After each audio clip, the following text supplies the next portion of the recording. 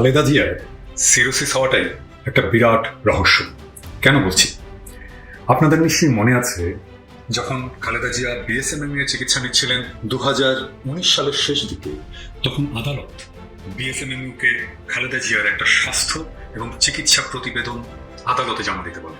BSMMU 2019 সালে 11 December Khaleda জিয়ার স্বাস্থ্য প্রতিবেদন জমা দেয়। সে প্রতিবেদন নেত্র নিউজে ছাপা হয়। প্রতিবেদনটা এইটা।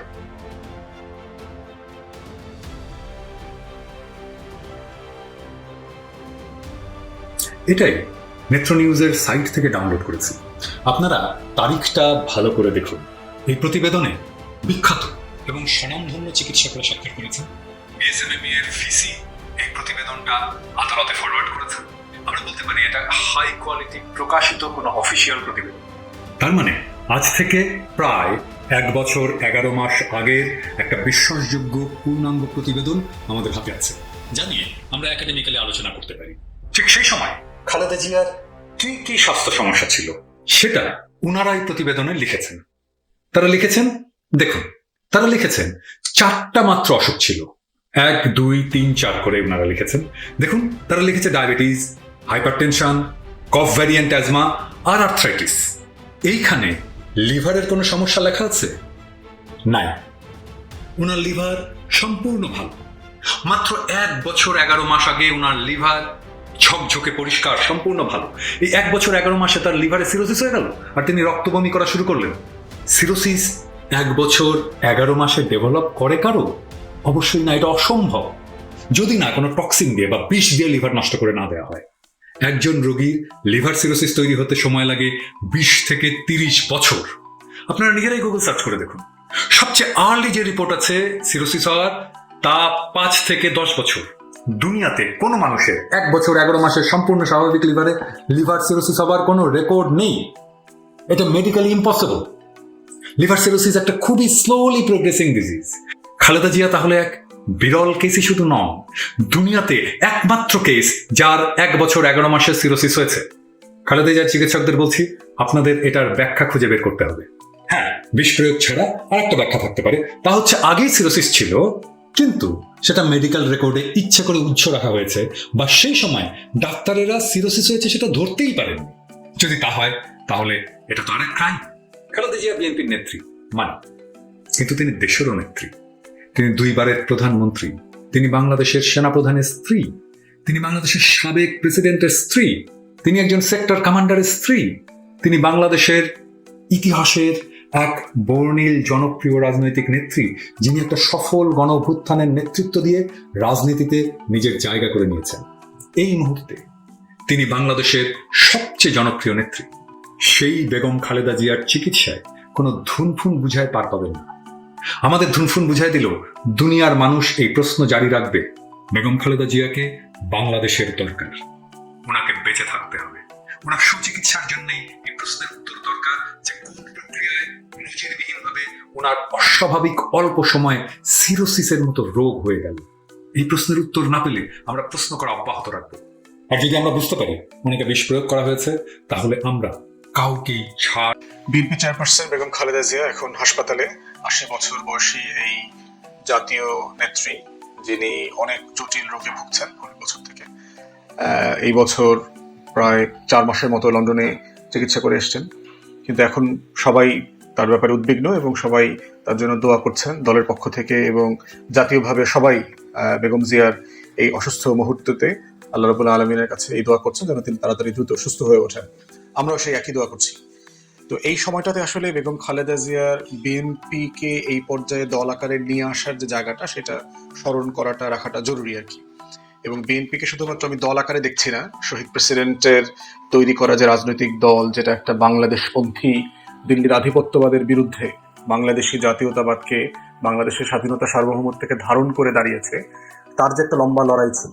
এই লড়াইটা শুধুমাত্র যে কোনো মূল্যে ক্ষমতায় যাবার যে জায়গাটা, ঈশ্বর যেটা করেছে সেটা করে নাই, অথবা দিল্লির সাহায্য নিয়ে ক্ষমতায় আসা চেষ্টা যেটা আওয়ামী লীগ বারবার করেছে, তেমন কোনো চেষ্টার লড়াই না।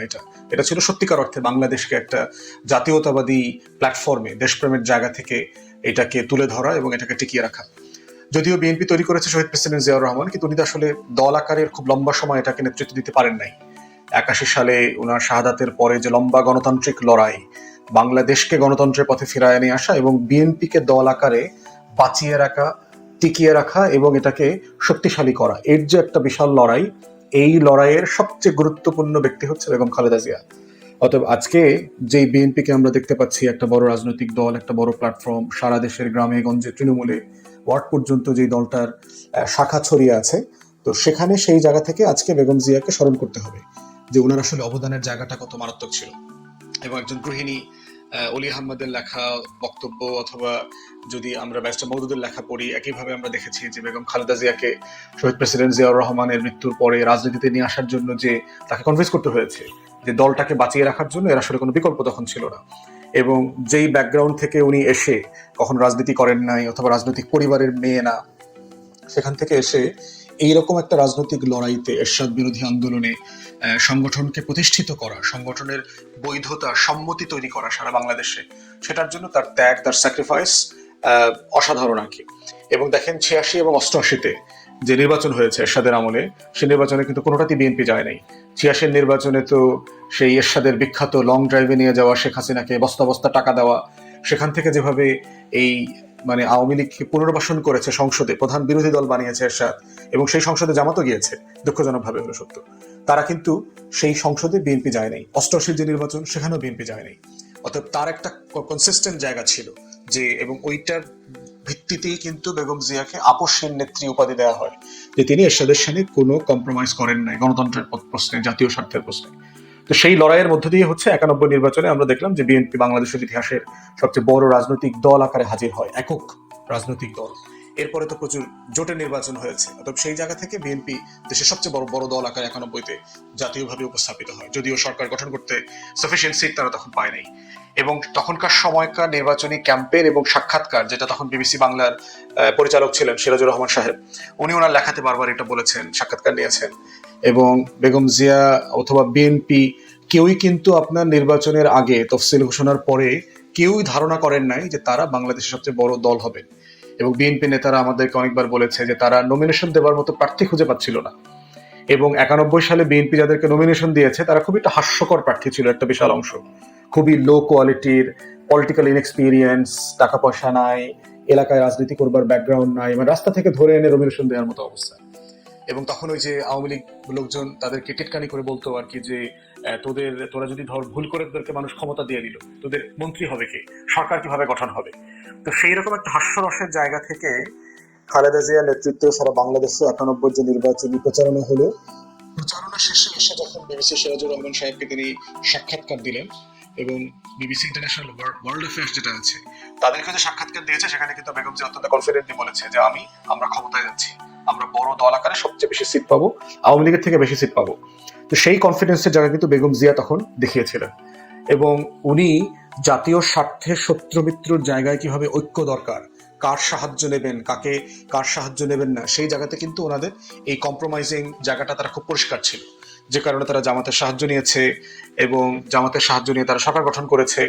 কিন্তু একইভাবে কিন্তু তারা এরশাদকে কাছে রাখে নাই, কারণ এরশাদের বিরুদ্ধে একটা আন্দোলন হয়েছে। অর্থাৎ সেই পতিত স্বৈরাচারকে শুধুমাত্র ক্ষমতায় যাবার জন্য পুনর্বাসন করবার রাজনীতি শেখ হাসিনা করেছে, কিন্তু বেগম জিয়া করেন নাই। অর্থাৎ এই যে পলিটিক্যাল প্রিন্সিপালের জায়গাটা উনি খুব ভালোভাবে দেখিয়েছেন। 2001-এ জামাতের সাথে জোট করে 4 দলীয় জোট যে ক্ষমতায় গেছে, সরকারের অংশীদার হয়েছে, সেখানেও কিন্তু যে দিল্লির প্রশ্নে এবং আওয়ামী লীগ প্রশ্নে বেগম জিয়া এবং শহীদ প্রেসিডেন্টের যে কনসিস্টেন্ট পজিশন, সেই পজিশনটা কিন্তু ওনারা ধরে রেখেছেন। এবং এই পজিশনটা ধরে রাখাটাই হচ্ছে বিএনপির রাজনীতির এসেন্স। অতএব আগামী দিনেও যদি বিএনপিকে রাজনীতিতে ঘুরে দাঁড়াতে হয়, তাকে শহীদ প্রেসিডেন্ট জিয়াউর রহমান এবং বেগম জিয়ার এই পলিসির বাইরে গেলে দল এবং রাজনীতি ক্ষতিগ্রস্ত হবে। তো আজকে এই সময়টাতে আমরা বোধ করছি যে বেগম জিয়া অসুস্থ, ওনার জন্য তো আমরা সবাই দোয়া করছি, কিন্তু বাংলাদেশের মানুষকে এটা জানা দরকার, বোঝা দরকার আসলে যে বেগম জিয়ার শুধু দল আকারে তাকে দেখবার সুযোগ নাই। সে যে একটা ভারতীয় আধিপত্যবাদ বিরোধী বাস্তবতায় যে লড়াইটা করেছে, সে এরশাদ বিরোধী আন্দোলন করেছে, শেখ হাসিনার সাথে নির্বাচনে যায় নাই, এবং এই দুইটা ফোর্সই হচ্ছে দিল্লির আধিপত্যবাদকে রিপ্রেজেন্ট করে। অতএব সেই জায়গাতে বেগম জিয়াকে দেখতে হবে বিএনপির রাজনীতিটাকে সে কোত্থেকে কোথায় তুলে নিয়ে আসছে এবং তার রাজনীতির প্রাসঙ্গিকতাটা কোথায়। এবং আমি বিএনপির একটা বিশাল জনগোষ্ঠীকে চিনি যারা একসময় ছাত্র সংগঠন করেছে, তাদের ছাত্রদল ব্যাকগ্রাউন্ড থেকে এসছে, তারা কিন্তু বেগম জিয়াকে সেই মায়ের মতো একটা মাতৃত্বের ভালোবাসা, শ্রদ্ধার জায়গা তারা এটা ফিল করেন, বোধ করেন। তো তো সেইখানে আমরা বোধ করছি যে আজকের এই অসুস্থকালীন সময় যখন পুরো জাতি তার জন্য দোয়া করছে, বিএনপি নেতাকর্মীরা তার জন্য চিন্তিত উদ্বিগ্ন, আমরাও বেগম জিয়ার জন্য দোয়া করছি। তার এই অবদানের জায়গাটা আমাদের মাথায় রাখতে হবে। দুঃখজনক হলেও সত্য যে বিএনপির নেতাকর্মীরা সারা দেশে, বিএনপির যারা লিডার মেইন শহীদ প্রেসিডেন্ট জিয়াউর রহমান এবং বেগম জিয়া, তাকে তারা ব্যানারে ফেস্টুনে ছোট ছোট ছবির ভিতরে বন্দি করে ফেলেছে। কিন্তু তাদের যে রাজনীতি, তাদের যে আইডিয়া, তারা আসলে কিসের জন্য ফাইট করেছেন, তার যে দিল্লি বিরোধী আর দিল্লির আধিপত্যবাদ বিরোধী অবস্থান, আওয়ামী লীগ এবং জাতীয় পার্টির সাথে কোনো ধরনের কম্প্রোমাইজ না করা, এবং যেটা সে বারবার বলেছেন। এবং দেখবেন যে হাসিনা বারবার মুখে মুখে বলে যে আমি আসলে পালাই না, আমরা লড়াই করছি গণতন্ত্রের জন্য, ভোট ও ভাতের জন্য, এই ধরনের দেখবেন যে প্রচুর বদমাইশি টাইপের স্লোগান আছে, কিন্তু কাজটা আসলে ঠিক উল্টা করে। বরং দেখবেন যে বেগম জিয়া পলায় নাই, তার কিন্তু সুযোগ ছিল 1/11-এর সময় বাহিরে গিয়ে জেল থেকে বের হয়ে পালিয়ে চলে যাবার, বাহিরে চলে যাবার, তিনি কিন্তু যান নাই। গত আওয়ামী সময়টাতে তাকে কিন্তু বারবার পালিয়ে চলে যাবার, রাজনীতি ছেড়ে দেওয়ার অপশন দেওয়া হয়েছে, তিনি কিন্তু সে অপশনে যান নাই। বরং 2 কোটি টাকার একটা মিথ্যা বাকাওয়াস মামলা, জিয়া অরফানেজ ট্রাস্টের মামলায় তাকে লম্বা সময় জেল খাটতে হয়েছে। তার অসুস্থতার সময়টাতেও তিনি এই ব্যাপারে কোনো কম্প্রোমাইজ করেন না দেশের স্বার্থে এবং নীতি প্রশ্নে। এবং সেই জায়গাটা দুঃখজনক হলে ভাবেন সত্য, বিএনপির বর্তমানে যারা ঘোষিত প্রার্থী আছে বিভিন্ন জায়গায় নির্বাচন করবেন, তারা সেই শহীদ প্রেসিডেন্ট জিয়াউর রহমান এবং বেগম জিয়ার সেই রাজনীতিটাকে আসলে ধারণ করছেন বলে মনে হচ্ছে না। বরং তারা বিভিন্ন জায়গায় আওয়ামী লীগকে পুনর্বাসন করা, দিল্লির সাথে সম্পর্ক পুনর্গঠন করা, অথবা দিল্লির সাথে একটু প্রেম তৈরি করে বিএনপিকে ক্ষমতায় নেবার এই যে অ্যাটিটিউডগুলো, সেগুলো ডেভেলপ করছে। কিন্তু আসলে দিন শেষে এগুলো ওয়ার্ক করবে না। এগুলো যে ওয়ার্ক করবে না সেটা বেগম জিয়া অনেক বক্তব্যে বলেছেন। 72-এর সংবিধান ছুঁড়ে ফেলে দিতে বলেছেন। আওয়ামী লীগ যে একটা পচা গলা রক্ত মাখা লাশের মতো, যেখান থেকে দুর্গন্ধ বের হবে, এই কথা উনি বারবার বলেছেন।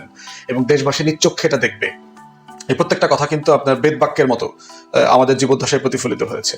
অতএব সেই জায়গাতে আমরা বোধ করছি যে বাংলাদেশপন্থী রাজনীতি যারা করেন, জাতীয়তাবাদী রাজনীতি যারা করেন, তাদের সবার বেগম জিয়ার রাজনীতির এই জায়গাটাকে বুঝবার একটা জায়গা আছে। যে যে দল করেন কোনো সমস্যা নাই, আমরা বিভিন্ন রাজনৈতিক দল করি, কিন্তু জাতীয় রাজনীতিতে যাদের অবদান আছে, সেই অবদানের জায়গাটা কোনোভাবে ভুলে যাবার অথবা অস্বীকার করবার সুযোগ নাই। অথবা আজকের এই সময়টাতে যখন সবাই উদ্বিগ্ন, আমরা বেগম জিয়ার এই রাজনৈতিক অবদান, বাংলাদেশের জাতীয়তাবাদী রাজনীতি, দিল্লি বিরোধী রাজনীতি, আওয়ামী জাতীয় পার্টি বিরোধী একটা দেশপ্রেমিক রাজনীতি গড়ে তুলবার ক্ষেত্রে তার যে অবদান, সেই অবদানকে স্মরণ করছি এবং তার জন্য সবাই দোয়া করছি যেন আল্লাহ তাকে দ্রুত সুস্থ করে দেন। সবাইকে ধন্যবাদ। আসসালামু আলাইকুম। আজকে বাংলাদেশে আলোচনা একটাই, খালেদা ম্যাডামের শারীরিক অবস্থান এবং তারেক রহমানের দেশে প্রত্যাবর্তন। সমস্ত কন্টেন্ট ক্রিয়েটাররাই ভাই আজকে এটা নিয়ে আলোচনা করতেছে এবং বাংলাদেশের মানুষের যারা বিএনপি না করেন, যারা সাধারণ মানুষ, তাদের মনেও একটি কথা যে মায়ের এই অবস্থার জন্য তারেক রহমান কেন এখনও দেশে আসছেন না। তার কাছে কি মায়ের কোনো আবেগ নেই? তার জন্য কি মায়ের কোনো ভালোবাসা নেই? এগুলো নিয়ে বিস্তর আলোচনা হচ্ছে, এক একজন এক একভাবে বিশ্লেষণ করছেন। কেউ একে দোষ দিচ্ছেন, কেউ তাকে দোষ দিচ্ছেন। আসল ঘটনা কি? আসলে তারেক রহমানের কোন দেশের পাসপোর্ট আছে? আসলে তারেক রহমানের আসবার ব্যাপারে যে তালাটা মারা হয়েছে, তার চাবিটা কার কাছে আছে? এগুলো নিয়েই শুধুমাত্র আলোচনা আলোচনা আলোচনা। আসলে কার জন্য তারেক রহমান আসছেন না? কেন তারেক রহমান এই মুহূর্তে এই সংকটকালে বাংলাদেশে আসছেন না, তার মায়ের পাশে দাঁড়াচ্ছেন না? এটা নিয়ে যে আলোচনা চলছে তার কোনো শেষ নেই। যে যেমন করে পারেন তেমন করেই তার বিশ্লেষণ করছেন। কেউ কেউ বলছেন সরকার তাকে আসতে দিচ্ছে না। সরকার বলতে বর্তমান সরকার, ইউনূস সরকার। এটা পরিষ্কার করে দিয়েছেন মাননীয় প্রধান উপদেষ্টার প্রেস সেক্রেটারি। উনি আজকে একটা স্ট্যাটাস দিয়ে বলেছেন যে সরকারের তরফ থেকে তারেক রহমানকে এখানে আসতে দেওয়ার কোনো রকম বাধা নেই। তো বাংলাদেশ সরকার থেকে যদি বাধা না থেকে থাকে, তাহলে কার থেকে বাধা আসছে? এক একজনের বিশ্লেষণ শুনলে আপনি নিজেই বুঝতে পারবেন না বা বিশ্বাস করতে পারবেন না কোনটা সত্য কোনটা মিথ্যা। কেউ কেউ বলছেন তারেক রহমানের পাসপোর্ট জড়িত একটা ঝামেলা আছে। আমি এটা নিয়ে অনেকবার আলোচনা করেছি। তারেক রহমান কোন দেশের পাসপোর্ট দখল করে আছেন বা কোন দেশের পাসপোর্ট নিয়ে উনি বর্তমানে ইংল্যান্ডে বসবাস করছেন, এটা কিন্তু একটা বড় প্রশ্ন বন্ধুরা। তার কারণ হলো যে দেখুন, উনি যদি ওনার তো বাংলাদেশি পাসপোর্টটাই, এটা তো আমরা 100% শিওর। সেটা আমরা কিছুদিন আগে আমাদের পররাষ্ট্র উপদেষ্টার মুখে বলতে শুনেছি। উনি যদি বাংলাদেশি পাসপোর্ট চান বা বাংলাদেশে নিবন্ধিত হতে চান, তাহলে উনি যে কোনো মুহূর্তে সেটা হতে পারেন, সরকার তাকে কোনো বাধা দিবে না। এবং যখন বিদেশে আমাদের ভোটার তালিকা নির্ধারিত হচ্ছিল, তখন উনি কোথা থেকে কোনো ভোটার লিস্টের নাম লেখাননি, তার মানে ওনার বাংলাদেশি পাসপোর্ট নেই। দ্বিতীয় প্রশ্ন আসতে পারে, তাহলে কি তার ট্রাভেল ডকুমেন্ট? হ্যাঁ, ট্রাভেল ডকুমেন্ট যে ওনার আছে তার প্রমাণ হলো কোকু সাহেব যখন মারা গিয়েছিলেন মালয়েশিয়াতে, খুব সম্ভব 1500 সালে কবে ঠিক মনে নেই, তখন উনি লন্ডন থেকে মালয়েশিয়া গিয়েছিলেন ট্রাভেল ডকুমেন্টস নিয়ে। এরপরে উনি একমাত্র হজ করেছেন, এর জন্য একবার ট্রাভেল ডকুমেন্টস ব্যবহার করেছেন। তার মানে এখন প্রশ্ন আসছে, ওনার কি তাহলে ট্রাভেল ডকুমেন্ট আছে, অন্য কোনো কিছু নেই? যেমনটি ওনার যদি ব্রিটিশ পাসপোর্ট থেকে থাকে তাহলে তো ওনার আসতে কোনো বাধা নেই। এই প্রশ্নটা অনেকে তুলছেন। আমরা জানি জাইমা এবং তার ওয়াইফ ডাক্তার সাহেবার ব্রিটিশ পাসপোর্ট আছে, এমনটি কথা আমরা শুনেছি। ওনারা যখন বেগম খালেদা জিয়াকে নিয়ে বাংলাদেশে এসেছিলেন তখন আমরা দেখেছি বা আমরা শুনেছি যে উনি ব্রিটিশ পাসপোর্টে এসেছেন। তার মানে তারেক রহমান সাহেব তো রাজনৈতিক আশ্রয় প্রার্থনা করেছিলেন, আপনারা সবাই জানেন। উনি রাজনৈতিক আশ্রয় প্রার্থনা করার মানে এই নয় যে ওনার পুরো পরিবারকে রাজনৈতিক আশ্রয় প্রার্থনা করতে হবে। রাজনৈতিক আশ্রয় প্রার্থনাকারী যিনি অ্যাপ্লিকেন্টস, উনি করলে ওনার যখন পারমিশন হবে ওনার পরিবার পারমিশন পেয়ে যাবে। তাহলে সেই হিসাবে তারেক রহমান রাজনৈতিক আশ্রয় প্রার্থনা করেছেন, তারেক রহমান সাহেব ট্রাভেল ডকুমেন্ট ব্যবহার করছেন এবং ওনার স্ত্রী এবং সন্তান ব্রিটিশ পাসপোর্ট নিয়ে আছেন। তারেক রহমান যদি ব্রিটিশ পাসপোর্ট না থেকে থাকে তাহলে তারেক রহমান সাহেব বাংলাদেশে আসবে না বা আসতে পারবে না। বাংলাদেশে যদি উনি আসেন তাহলে উনি আর ইংল্যান্ডে প্রত্যাবর্তন করতে পারবেন না, তার সে পলিটিক্যাল অ্যাজাইলামের যে স্ট্যাটাস আছে সেটা চলে যাবে। এখন প্রশ্ন আসছে তারেক রহমানের কাছে কোন পাসপোর্ট আছে? নেটিজনেরা বলছেন তারেক রহমানের কাছে বাংলাদেশি পাসপোর্টও নেই, তারেক রহমান সাহেবের কাছে ব্রিটিশ পাসপোর্টও নেই। উনি ট্রাভেল ডকুমেন্টস দিয়ে এখন আছেন ওখানটায় অ্যাজ এ পলিটিক্যাল অ্যাজাইলি। উনি পাসপোর্ট পাওয়ার সময় হয়ে গেছে, উনি ইচ্ছা করলে পেতে পারেন, কিন্তু উনি হয়তো নেননি। কি কারণে নেননি এটা সেই ব্যাখ্যা করতে পারবেন। তাহলে ব্রিটিশ সরকারের দিক থেকে যে অনেকেই বলছেন তাহলে কি ব্রিটিশ সরকার বাধা দিচ্ছে? তাহলে কি সেই তালার চাবি ব্রিটিশ সরকারের কাছে? এখানে ব্রিটিশ সরকারের বাধা দেওয়ার কিচ্ছু নেই। উনি যদি ট্রাভেল ডকুমেন্টস দিয়ে থাকেন, উনি যদি দেশে আসেন উনি আর ব্যাক করতে পারবেন না। ওনার কন্যা স্ত্রী থাকতে পারবেন, উনি আর আসতে পারবেন না কখনোই ইংল্যান্ডে বসবাস করবার জন্য। তাহলে ব্রিটিশ সরকার এখানে কোনো কিছু করবার নেই, বাংলাদেশ সরকারের কোনো কিছু করবার নেই। তাহলে কাদের জন্যই এই তারেক রহমান সাহেব এখন দেশে আসতে পারছেন না? কারণ উনি যে স্ট্যাটাসটা দিয়েছেন আপনারা পড়েছেন, স্ট্যাটাসটা একবার শুনুন। স্ট্যাটাসটি অনেক লম্বা, কিন্তু আমি জিস্টটা পড়ছি। এক জায়গায় উনি লিখেছেন, এমন সংকটকালে মায়ের স্নেহ স্পর্শ পাবার তীব্র আকাঙ্ক্ষা যে কোনো সন্তানের মতো আমারও রয়েছে, কিন্তু অন্য আর সকলের মতো এটা বাস্তবায়নের ক্ষেত্রে আমার একক সিদ্ধান্ত গ্রহণের সুযোগ অবারিত ও একক নিয়ন্ত্রণাধীন নয়। স্পর্শকাতর এই বিষয়টি বিস্তারিত বর্ণনা করবার অবকাশও সীমিত। এই স্ট্যাটাস থেকে একটা জিনিস স্পষ্টত যে ওনার হাতে কোনো কিছু নেই। অন্য কোনো একটা পক্ষ তার আসবার ব্যাপারে, বাংলাদেশে আসবার ব্যাপারে বাধাগ্রস্ত হয়ে আছে। সেই পক্ষটা কি তার দল? এখন অনেকেই বলা বলি করছেন, আমরা বিভিন্ন স্ট্যাটাসে দেখেছি, বিভিন্ন পত্রপত্রিকায় দেখেছি এবং বিভিন্ন কন্টেন্ট ক্রিয়েটাররা বলে বেড়াচ্ছেন বা বলছেন যে তারেক রহমানকে তার দলের মানুষই আসতে দিচ্ছে না, আর দলে বেশ কোন্দল আছে। এই কথাটা কতটুকু সত্য কতটুকু মিথ্যা আমরা জানি না। তবে ফখরুল ইসলাম আলমগীর সাহেবের আজকাল একটি স্ট্যাটাস, যে স্ট্যাটাসটি সবার দৃষ্টি আকর্ষণ করেছে, যখন তারেক রহমান তারই স্ট্যাটাসটা দিয়েছেন যে আমার দেশে আসবার ব্যাপারে আমার কোনো হাত নেই, এখানে অন্য একটা পক্ষের কাজ আছে। তার মানে যারা ধরে নিয়েছেন যে তারেক রহমান হয়তোবা তার দলের পক্ষ থেকে কোনো গ্রিন সিগন্যাল পাচ্ছে না, এই জন্য আসছেন না, সেটাও ক্লিয়ার করে দিয়েছেন ফখরুল ইসলাম আলমগীর সাহেব যে তারেক রহমান সাহেবের দেশে আসতে কোনো বাধা নেই। তাহলে আপনি কাকে দোষ দেবেন? আমরা আগে শুনেছি, আমরা আগে বহুবার শুনেছি, শেখ হাসিনার সময় আমরা জেনেছিও যে শেখ হাসিনা থাকা অবস্থায় তারেক রহমান দেশে আসতে পারবে না, আসলে তাকে বিভিন্ন মামলায় জড়িয়ে তাকে হেনস্থা করা হবে, এর জন্য উনি এতদিন আসেননি। আজকে তো শেখ হাসিনাও নাই, আজকে তো সেই সরকারও নাই। তাহলে শেখ হাসিনাও কোনো বাধা নয়, ব্রিটিশ সরকারও কোনো বাধা নয়, বাংলাদেশ সরকারও কোনো বাধা নয়, তার দল কোনো বাধা নয়। তাহলে কি তার পরিবারকে এমনটি ভাবছেন যেটা হতেও পারে যে আমরা এখানে তো ডাল ভাত খেয়ে ভালোই আছি, তুমি যদি একবার দেশে যাও এই ট্রাভেল ডকুমেন্ট নিয়ে তুমি তো আর ব্যাক করতে পারবে না, তুমি যদি ব্যাক করতে না পারো আমাদের কি হবে? তুমি বাংলাদেশে থাকবে, আমরা এখানটায় থাকবো, এটাও হতে পারে। এটা তার পরিবার যদি বারণ করে তাহলে হয়তো উনি আসবে না। তবে এখানে একটা প্রশ্ন থেকে যায়, তার পরিবারের তো বাংলাদেশে আসতে কোনো বাধা নেই। এই সময় এই ক্রান্তিকালে তারেক রহমান আসতে পারছিলেন না, উনি কি ওনার স্ত্রী এবং ওনার সন্তানকে তার মায়ের কাছে পাঠাতে পারতেন না? পারতেন। সেটা কেন করছেন না সেটাও এখন প্রশ্ন সাপেক্ষ।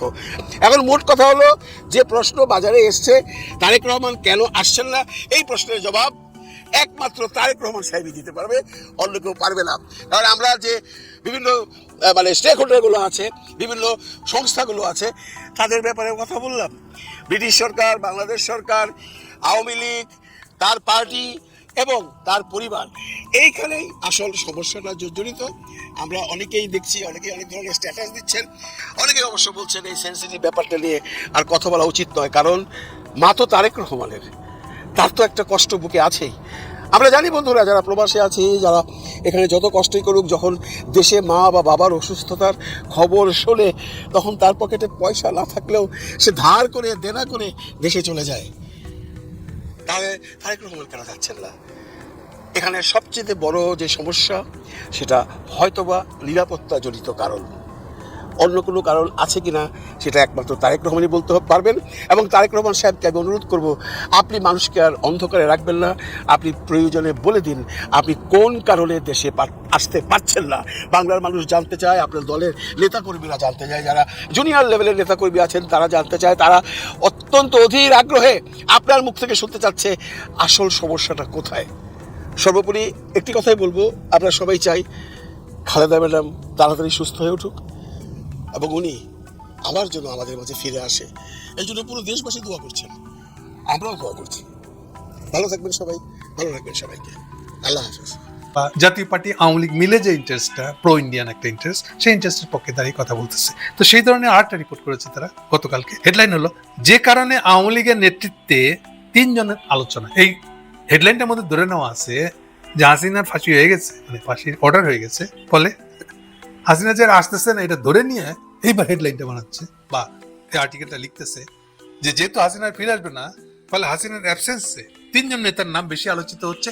কে হতে পারেন হাসিনার জায়গায় বা দলের হাল ধরবেন। তো এই নিয়ে একটা জল্পনা কল্পনা মার্কা রিপোর্ট এই পত্রিকাটা করেছে। যে লিখতেছে পত্রিকাটা, রাজনৈতিক বিশ্লেষক, দলীয় সমর্থক ও সুধী সমাজের মধ্যে সবচেয়ে বড় আলোচনা হচ্ছে দলটির রাজনীতি কার নেতৃত্বে এখন চলবে, নাকি এখনকার মতন দুর্বল অবস্থায় টিকে থাকবে। মানে হাসিনার আর দেশে ফিরতেছে না, এই কথাটা আমার মন্তব্য, যে হাসিনা যে আর দেশে ফিরতেছে না এটাই জানি বা কনফার্ম করতেছে এই লেখাগুলো লিখে। নাম 3টা দিয়ে দিচ্ছে ওখানে, আবার কোন 3টা দলের নাম, দলীয় নেতাদের কোন 3টা নাম এখন নাকি খুব আলোচনা হচ্ছে আওয়ামী লীগের মহলে। একটা হলো স্পিকার শিরিন শারমিন, 2 নম্বর হচ্ছে সাবের চৌধুরী, 3 নম্বর হচ্ছে সেলিনা হায়াত আরবি। এর মধ্যে নিজেই বলতেছে যে এই 3টা যে নাম বললাম এর মধ্যে শিরিন শারমিন জানি লুকায় আছে কোথাও কোথাও রিপোর্ট হয় মাঝে মাঝে, কিন্তু উনি যে কোথায় তা প্রকাশ্যে আসে না, আমরা জানতে পারি। আবার তার একটু দাম বাড়ানোর চেষ্টা করতেছে। বিদ্যমান সংবিধান মতে পরবর্তী সরকারকে যে শপথ পড়াবে তা হলো পুরনো স্পিকার, ফলে সেই হিসেবে তার একটা গুরুত্ব আছে। আচ্ছা, উনি যদি মারা যান, ন্যাচারাল ডেথ হয়, তাহলে কি হবে? আর সংসদ বসবেই না কোনোদিন। এরকম কথা এক একটা যে লিখে, কথার কোনো আগা পাঁচতলা হয় না। উনি যদি অ্যারেস্ট থাকেন তাকে উনাকে বাইকে নিয়ে আসে, ওনাকে কিন্তু শপথ পড়াবে। আগেও বলছে, এখনো বলতেছে যে যখন কোনো বিকল্প থাকে না, তখন বিশেষ বিবেচনা, পরিস্থিতি বিবেচনায় বললা কনস্টিটিউশনে বহুত কিছু করা যায়, এবং এ ধরনের আদালতের রায়ও আছে প্রচুর। এখানেও তাই হবে। আর আসতেছে সাবের চৌধুরীর বেলায় বলতেছে উনি গ্রেপ্তার হলেও পরে জামিন পাইছেন কেন? কারণ উনি সবচেয়ে বড় যে ব্যাংকটা দখল করেছিলেন, এটা গিয়েছে ওয়ান ব্যাংক যেটা। তো উনি বলতেছেন, ভাই যা চাও এটার ব্যাংক সম্পর্কে সব আমি লিখে দিতেছি, মিনিমাম আমরা ছাড়া দিই। এই চুক্তিতে উনি ছাড়াবে, বাসায় আড়াবে আছে, তেলটাও থাকতে হচ্ছে না।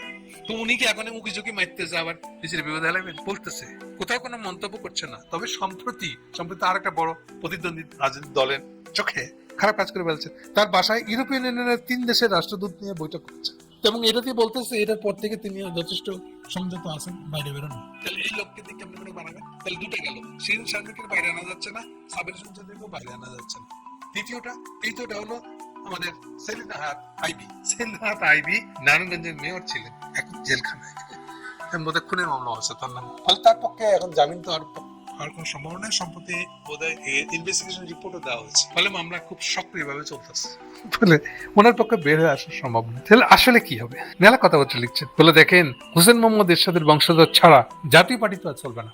অর্থাৎ কাদেরকে বুঝাইছে, এরশাদের ছোট ভাই কাদেরকে না ছাড়া তো চলবে না। সেরকম আওয়ামী লীগের বেলায় হাসিনাকে ছাড়া তো চলবে না, বিএনপির বেলায় খালেদা জিয়া বা তারেক জিয়া ছাড়া তো চলবে না। এটাতে বোঝাতে যাচ্ছে যে হাসিনা ছাড়া তো হবে না। আজকাল মেলা বিশেষজ্ঞ নাম বলতেছে না, সে বলতেছে বিচারে আওয়ামী লীগ নিষিদ্ধ হলো না, ধরেন আদালতে আওয়ামী লীগের পার্টি হিসেবে তারও বিচারের কথা বলা হয়েছে, তাহলে সেটা যদি বিচার হয়, সেটা হলো না, ধরেন যে নিষিদ্ধ হয় নাই, কিন্তু তারপরও হাসিনার তো মৃত্যুদণ্ড মাথায় নিয়ে দেশে ফিরতে পারবেন না, এছাড়া তার বয়সও সাপোর্ট করে না, ফলে হাসিনা নাই। কিন্তু ফিরে আসার জন্য আওয়ামী লীগের যে বাস্তবতাগুলো ছিল সেটা একই থাকছে, অর্থাৎ আওয়ামী লীগের রাজনৈতিক প্রাসঙ্গিক থাকবে। আওয়ামী লীগের রাজনৈতিক প্রাসঙ্গিক থাকবে কি থাকবে না এই উনের যে আর্গুমেন্টগুলো দিলে এগুলো দিয়ে মিললো, কথা এদিক সেদিক ঘুরে পেঁচে বলে লাভ নেই। এটা কি হতে যাচ্ছে তার সম্পর্কে ধারণা আমি আগেও বলেছি, আরেকবার বলে দিই আপনাদেরকে, খুব সহজ। ইন্ডিয়ার দয়ার উপর নির্ভর করছে সবকিছু। এটা হাসিনা ইন্ডিয়া বসে ঠিক করতে পারবে না, কিছু মুরদ নাই তার। ইন্ডিয়া যা সিদ্ধান্ত নেবে তাই হবে। ওকে, এখন ইন্ডিয়া কি সিদ্ধান্ত নিতে পারে? ইন্ডিয়া যে সিদ্ধান্ত নিবে বলে আমার ধারণা সেটা হলো, এক, হাসিনা বাদে বাকি যত আওয়ামী লীগ ইন্ডিয়া আছে একজন নাম বলে তাহলে বাকিটা বুঝতে পারবে। ওবায়দুল কাদের সহ যতগুলো আওয়ামী লীগের নেতা আছে, ইন্ডিয়া যদি একটা ফাইন মর্নিং এ উঠে বলে যে আজকে সবগুলাকে আমি বাংলাদেশ নিয়ে ডাম করে দিলাম, খালি হাসিনা থাকবে, বা হাসিনা নিয়ে কিছু বলতেছে না, বাকিগুলো ডাম করে দিছে, আপনাদের কারণে প্রমাণ দিই আমি, এটা ইন্ডিয়ানদের স্বভাব, আগে কাজ করেছে। শেখ মুজিবের মৃত্যুর পরে, খুন হওয়ার পরে এই কাদেরিয়া বাহিনী, কাদের সিদ্দিকী বাহিনী সহ ইন্ডিয়া গেছিল, ইন্ডিয়ার ট্রেনিং, ইন্ডিয়ান পয়সায় খাইয়া, ইন্ডিয়ান ট্রেনিং নিয়ে, ইন্ডিয়ান অস্ত্র নিয়ে বাংলাদেশে আসছিল রেল লাইন উপরে ফেলতে, স্যাবোটেজ করতে, সমাজে স্যাবোটেজ করে গেছিল। বেশি না, 6 মাসের মধ্যে পুরা কাদেরিয়া বাহিনীকে নিয়ে এসে ইন্ডিয়া জিয়া রহমানের হাতে উঠে দেয়, একদম বুঝাই দিছিল হাতে। এবং এদের সবাইকে নিয়ে কাউকে সাজা দিচ্ছে 1-2 বছর, কাউকে 2-1 মাস, তারপরে মুসলেকা নিয়ে সবাইকে ছেড়ে দিচ্ছে। তাহলে ইন্ডিয়ার একটা খাসি লোক আছে, কাদের সিদ্দিকী আসেনি, কাদের সিদ্দিকী আসলে কেন হুইসানে এরশাদের পতনের পরে সেম ঘটনা করেছিল তারা পাহাড়িদের বেলায়, পাহাড়িদেরকে উস্কানি দিয়ে ডেকে নিয়ে গেছিল শেখ মুজিব মরার পরে। এরপরে তারা যখন বোঝা হয়ে গেছে, ভারী অনেক, বসে বসে খাওয়াইতে হইতেছে ক্যাম্পের ভাড়া, 97 সালে ওদেরকে নিয়ে এসে বাংলাদেশে ডাম করে দিয়েছে যে হাসিনা আছে, 96 সালে হাসিনা আসছিল। তাহলে সেম ফর্মুলা ইউজ করবে এবারও। কেন? আরো একটা কারণ বলেছি আমি, যে ইন্ডিয়ার জন্য আর কিছু না হোক বাংলাদেশের সাথে সম্পর্ক ভালো রাখাটা তার জন্য জরুরি। আর কতদিন বইবার, 1.5 বছর হয়ে গেছে। ইন্ডিয়ানদের দেওয়া হিসাব অনুযায়ী বছরে তারা বাংলাদেশে রপ্তানি করতো 13 বিলিয়ন ডলারের পণ্য রপ্তানি করতো বাংলাদেশ। অফিসিয়াল, আনঅফিসিয়াল তো আরো 13 বিলিয়ন। আনঅফিসিয়াল মানে বর্ডার তো পোরাস বর্ডার, সচিদ্র বর্ডার, ইন্ডিয়া থেকে নিয়ে সেখানে বেচতেছে, এটা মোস্ট কমন। তাহলে এইগুলো তার ফেলে, এই ব্যবসা ফেলে সে আর কয়দিন এগুলো থাকতে দেবে ইন্ডিয়া? তাহলে তারা এই ব্যাপারটা স্বাভাবিক করে নেওয়ার জন্য সবচেয়ে আগ্রহী, অন্তত ব্যবসার স্বার্থে। এটা মোস্ট কমন। আমি তো ইন্ডিয়ানদের সবাই বলতেছি, এটা কি খালি খোদ হাসিনা বলে কি করবে, ওইটার একটা দায়িত্ব নেবে কিন্তু দেশে রাখবে না, ওটাও তৃতীয় কোনো দেশে পাঠাই দেবে। আমি বলেছি ফিজি হতে পারে, কেউ বলতেছে ইস্তিমুর হতে পারে, কেউ বেলারুস বলতেছে, হোয়াটএভার, যেখানে হোক না কেন দেশে রাখবে না, থার্ড দেশে পাঠাবে। এবং এটা নির্ভর করছে যে এটা আপিল করার সময় যে 30 দিন আছে, এটা এখন পার হয়ে যাবে, অর্থাৎ 17 নভেম্বর রায় দিছে, 17 ডিসেম্বর 30 দিন হয়ে যাবে। 17 ডিসেম্বর পার হয়ে গেলে পরে এবার ওকে আর পাবলিকলি দেখাও যাবে না, ওই ফেসবুকে ভিডিও পাঠায় দিবে, আমি অমুক করবো তমুক করবো, হুঙ্কার দিবে, এগুলো আর দেখা যাবে না। আপনারা হঠাৎ করে খেয়াল করবেন যে হাসিনা ইন্ডিয়াতে থেকেও কোনো ধরনের বাক্য আর বলতেছেন না, কোথাও কোনো তার ভাষ্য বোঝা যাচ্ছে না, জানা যাচ্ছে না। ওখানে কাদের সিদ্দিকীরা মিটিং করছে কিনা, কলকাতায় পার্টি অফিস খুলছে কিনা, এগুলো নিয়ে আর কোনো রিপোর্ট আপনারা দেখবেন। এই জিনিসগুলো হঠাৎ করে শুরু হয়ে যাবে। এটাই হলো আওয়ামী লীগের পরিণতি হবে। আর ততদিনে আমার ধারণা যে আমাদের আইসিটি কোর্টে দলটাকে নিষিদ্ধ করে দেবে, কারণ এখন নতুন করে মামলা উঠেছে একটা দলটার বিচার করার জন্য। আর এটা খুব সহজ দলের বিচার করাটা, শুধু এই কথা বললেই হবে যে এই দলের লোকেরা আর কখনো জনপ্রতিনিধি নির্বাচন করতে পারবে না। মানে ইউনিয়ন পরিষদের নির্বাচন থেকে শুরু করে সংসদ পর্যন্ত, প্রেসিডেন্ট পর্যন্ত, এগুলো কোনোটাই আর পারবে না। জনপ্রতিনিধি, পাবলিকের হয়ে, পাবলিকের রিপ্রেজেন্টেটিভ দাঁড়ানো, যেটাকে আমরা বলি ভোটে দাঁড়ানো, ভোটে দাঁড়ানোর ক্ষেত্রে না করে দিবে তো আওয়ামী লীগ দলটার নামে। এটা এনাফ এই দলটাকে নাকচ করে দেওয়ার জন্য। এবং এটা আইসিটি কোর্টে আরেকটা মামলা উঠানো আছে দল নিষিদ্ধকরণ প্রসঙ্গে, এটা ততদিনে সেটা হয়ে যাবে। তার সার কথা কি হলো? প্রথম কথা হলো যে ইন্ডিয়ানরা ঠিক করবে, এটা হাসিনা ঠিক করবে। আর হাসিনার পক্ষে এখন পাবলিককে ঘুরে বেড়ানো, কথা বলা একেবারে রিস্কি, কোন দেশে এটা দায়িত্ব নিতে চাইবে।